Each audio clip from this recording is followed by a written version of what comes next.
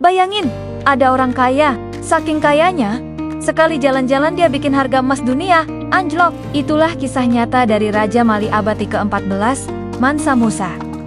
Mansa Musa memerintah Kekaisaran Mali di Afrika Barat, wilayah yang kaya emas, garam, dan perdagangan. Tahun 1324, ia melakukan ibadah haji ke Mekah. Tapi ini bukan perjalanan biasa. Musa berangkat dengan pengawal dan pejabat kerajaan. Mereka juga membawa 80 unta dan 12.000 budak yang membawa emas dengan total berat 35 ton atau 35.000 kilogram. Dalam perjalanan dari Mali, Afrika, Musa membagi-bagikan emas ke orang miskin, masjid, dan pedagang di Mesir hingga Arab. Kedengarannya mulia, tapi ada efek tak terduga. Pasokan emas jadi melimpah, nilainya pun turun drastis. Hyperinflasi yang belum pernah terjadi sebelumnya melanda Mesir, Mekah, dan Madinah. Hampir memiskinkan 3 kota besar itu selama 10 tahun. Lalu, seberapa kaya Mansa Musa? Pada masa itu, emas adalah ekonomi, dan menurut catatan, Mansa Musa memiliki separuh cadangan emas dunia yang saat itu beredar. Yang jika dianalogikan ke hari ini, itu artinya Mansa Musa memegang hampir setengah ekonomi dunia. Lebih kaya daripada gabungan Forbes, ranking 1-10 sekaligus. Bukan Elon Musk, bukan Jeff Bezos, tapi seorang raja dari Afrika Barat 700 tahun lalu, yang kekayaannya tak tertandingi hingga kini. Hah? Kuda jadi pejabat? Isar gila Romawi Caligula pernah angkat kudanya, Incitatus, jadi senator, dan diberikan istana, pelayan, dan hampir dijadikan penasihat kaisar. Gila kan? Kalau punya pemimpin kayak begini, semoga nggak kejadian di negara kita ya. Kan bakalan lawak banget tuh. Bayangin, kamu lahir di suku kecil, miskin, dibuang oleh keluarganya sendiri, tapi akhirnya bisa menguasai setengah dunia. Inilah kisah Genghis Khan, penakluk paling ditakuti di sejarah.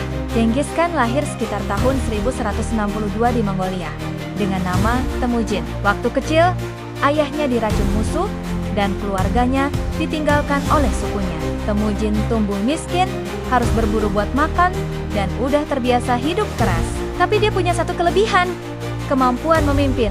Sedikit demi sedikit, dia satukan suku-suku Mongolia yang biasanya saling perang. Gak cuma jago berperang, dia juga punya strategi, pasukan kavaleri cepat, panah jarak jauh, dan taktik pura-pura mundur yang bikin musuh terkecoh. Hasilnya, Kekaisaran Mongol membentang dari Tiongkok, Asia Tengah, Timur Tengah, sampai Eropa Timur. Bahkan, luas wilayahnya jadi kekaisaran daratan terbesar sepanjang sejarah. Tapi jangan kira dia cuma penakluk brutal. Genghis Khan menciptakan sistem pos tercepat di dunia saat itu, dan juga menerapkan hukum yang ketat tapi adil di wilayahnya.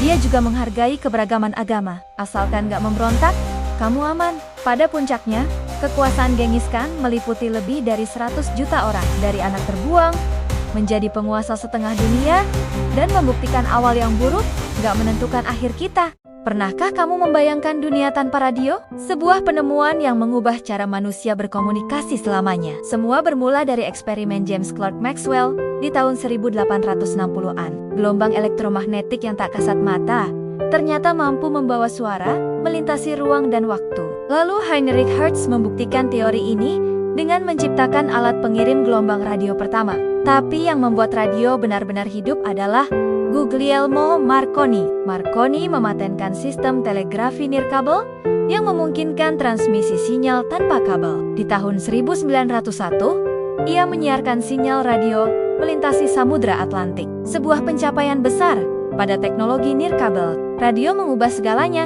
di kehidupan kita. Berita tersebar lebih cepat, musik menghibur jutaan pendengar, dan dunia terasa lebih dekat. Dari radio kotak berantena sederhana hingga streaming digital masa kini, teknologi ini terus berkembang, namun tetap menghangatkan hati. Bayangin, sebuah kota megah lenyap begitu saja ditelan gurun pasir.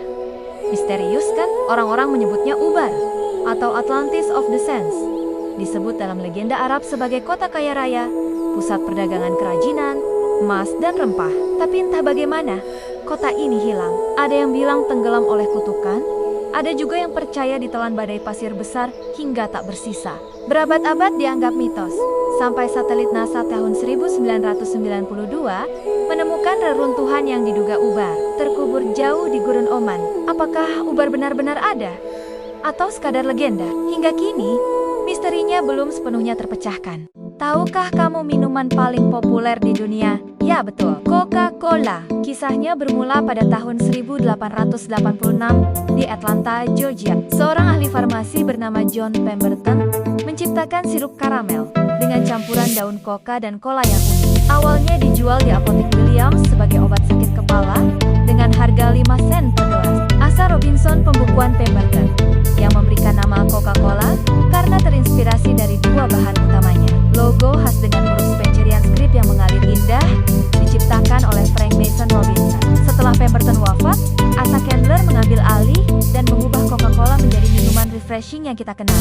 Melalui strategi pemasaran cemerlang, Coca-Cola menyebar ke seluruh Amerika, lalu mendunia. Di bumi, setelah lebih dari 130 tahun, Coca-Cola tetap menjadi simbol kebahagiaan dan kesegaran. Setiap harinya, lebih dari 1,9 miliar gelas Coca-Cola dinikmati di seluruh dunia. Bayangin, sebuah perang besar pecah hanya karena ember kayu. Kedengarannya konyol, tapi ini nyata. Tahun 1325, di Italia, dua kota saingan abadi Bologna dan Modena saling benci sejak lama.